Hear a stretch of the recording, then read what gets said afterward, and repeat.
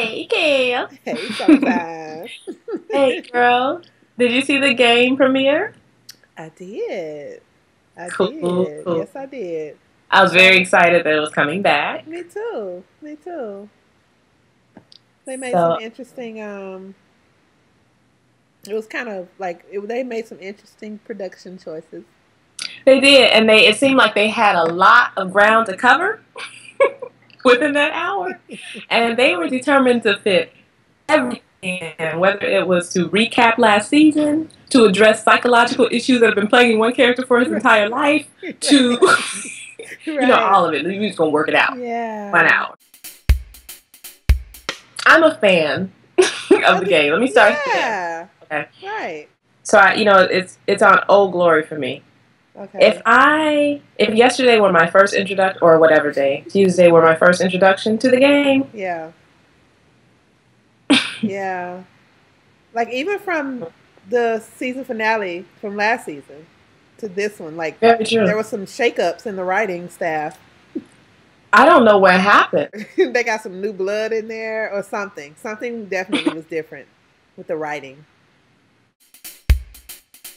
First of all, is it a soap opera? Is it a comedy? What's happening? I don't know. I'm not sure they know.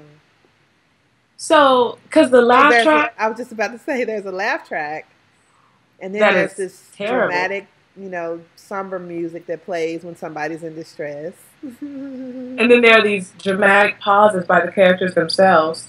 Right. Yeah. Melanie and Derwin. Melanie and Derwin. Okay.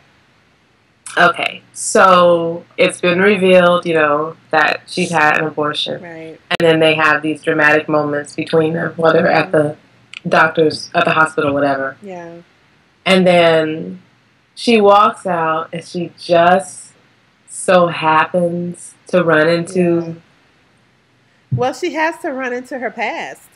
That was terrible. She has to keep running into her past because it's just not Derwin's best day. It's not Derwin's best day. I felt insulted as a viewer by the writer because I was like, you don't think we deserve much thinking. You don't think, you as a writer don't think we deserve a plot line. Yeah. Like, you can just throw elements and we don't have to have any type of transition. Yeah. It doesn't have to make any logical sense. Right. We're just so simple-minded that all we want is drama, and you can do whatever you want. It felt like one of Tyler Perry shows with all of the drama. FYI, I think that one of the writers is from when I was reading. Yeah. Okay. FYI. Well, there you go. But they did a good job with it was forced. It was forced with the foreshadowing because Melanie's face, like at the end of every exchange between her and Derwin, this is Melanie.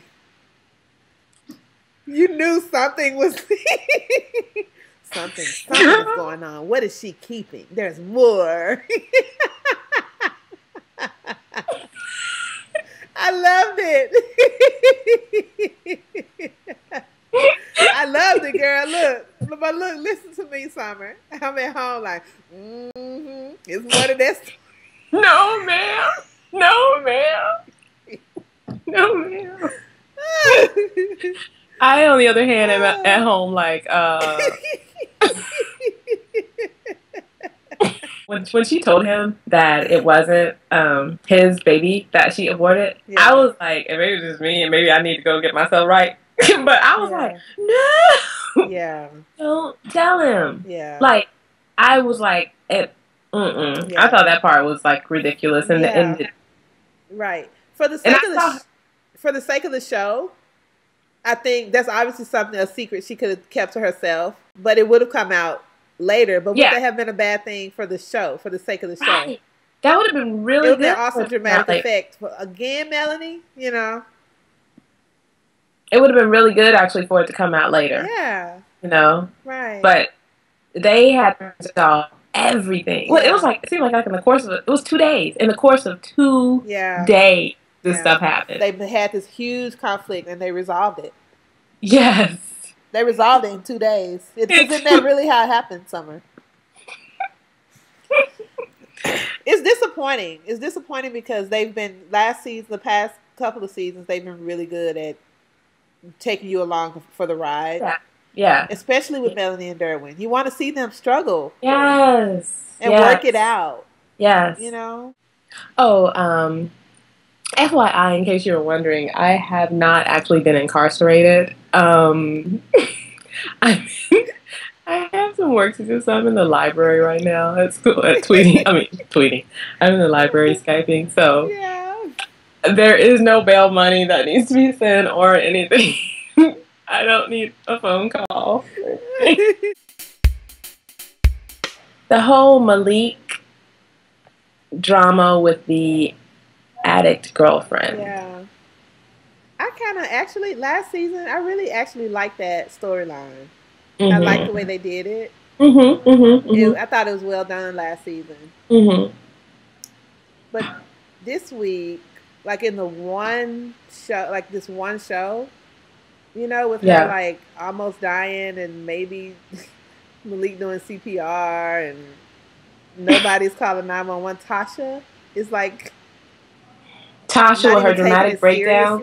Yeah, she's not taking it seriously. Like, she's not calling 911 or she's just being a comedian about it all. Yeah.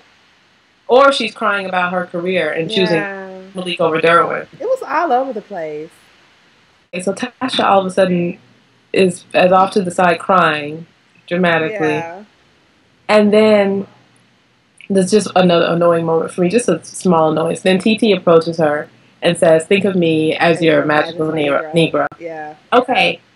You know what? If you're going to do that joke, just say it and then move on and be him. But if you have to explain the joke don't say afterwards, cut it out. Don't use it. It's almost like they were writing, you know, in the writing process. And they were like, okay, you know, TT's going to be the voice in Tasha's ear. Mm-hmm. He's going to be her magical Negro. It was a term they were throwing around at the table, which makes total sense for them to throw it around. Mm-hmm. But then somebody at the table was like, yes, y'all know what we should do, though? We should put that in. Put that in. Put that in. Speaking of hearing the writing process go down, I was hearing them left and right with Brandy and Mr. Pitts. Chardonnay. Chardonnay and Jason Pitts, girl. So yes, let's talk about Jason Pitts and his racial dilemmas. Even before, again, like you said, yes, somebody was like, y'all know, we need to address Jason's character and how he doesn't really date black women. We need to address that. And how it's affecting his child. Let's address it in every scene that he's in. And we want to get to the core. We want to find out what makes Jason Pitts. Yeah. So the first scene with the supermodel chick, not supermodel, Victoria's Secret model, whatever her name is. Selena Gomez. We finally got to hear her talk. Girl, that was not I think she's Gomez. So cool. Huh? Selena Gomez is the wrong name.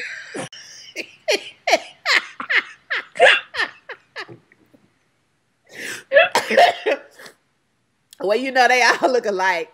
Who looks alike? Who's Selena Gomez? That's not the Victoria's Secret model? I can't think of her name, but Selena Gomez is a little pop sensation who dates Justin Bieber. Oh, shit. Oh, Selena Ebanks. That's why I'm like, who looks alike? Selena. Sorry, wrong Selena.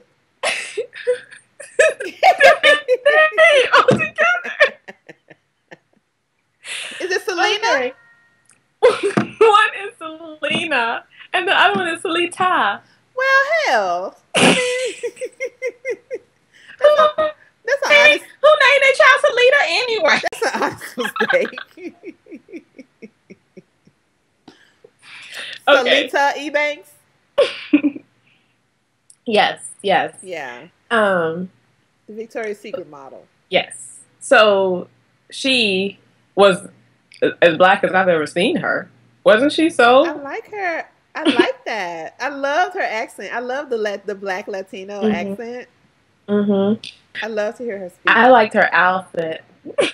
Wouldn't that be appropriate to wear to a press conference? where they apparently hooked up. Yeah, I wear that to a press conference, wouldn't you? Of course. Yeah. Black tutu.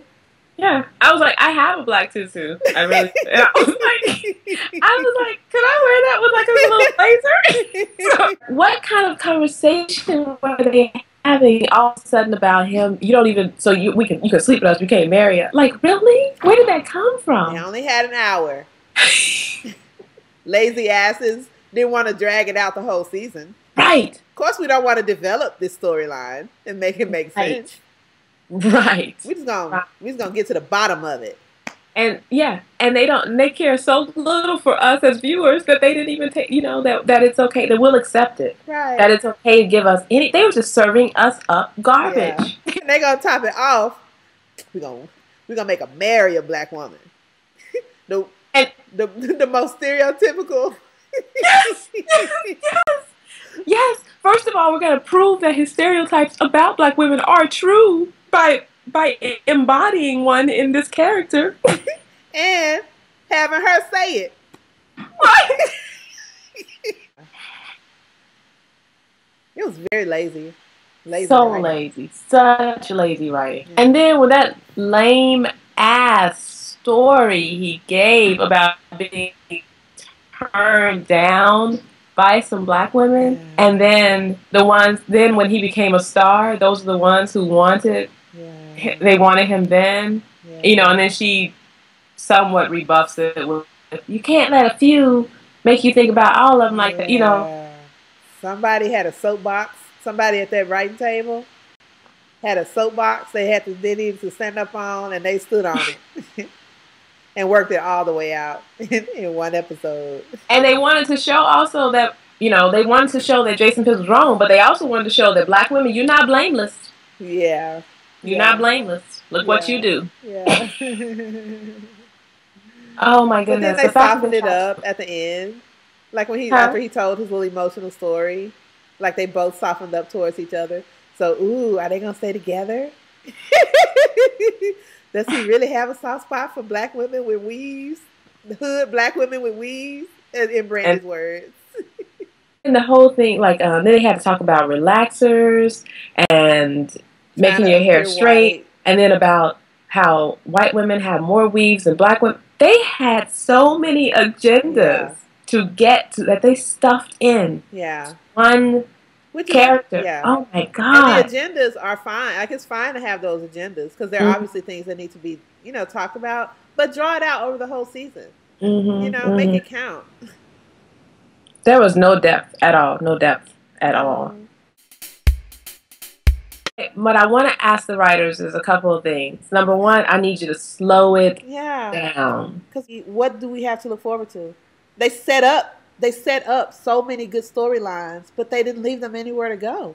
And they completed them in the rest of the hour. Stop dumbing it down. What do you think of us? Yeah. Yeah.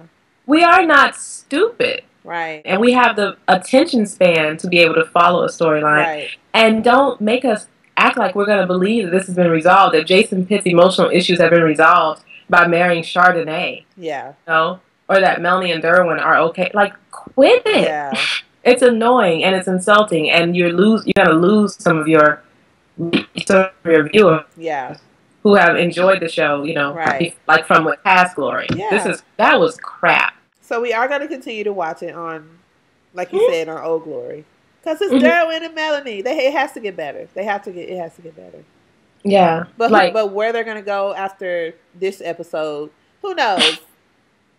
There's a reason to watch. Possibilities are endless.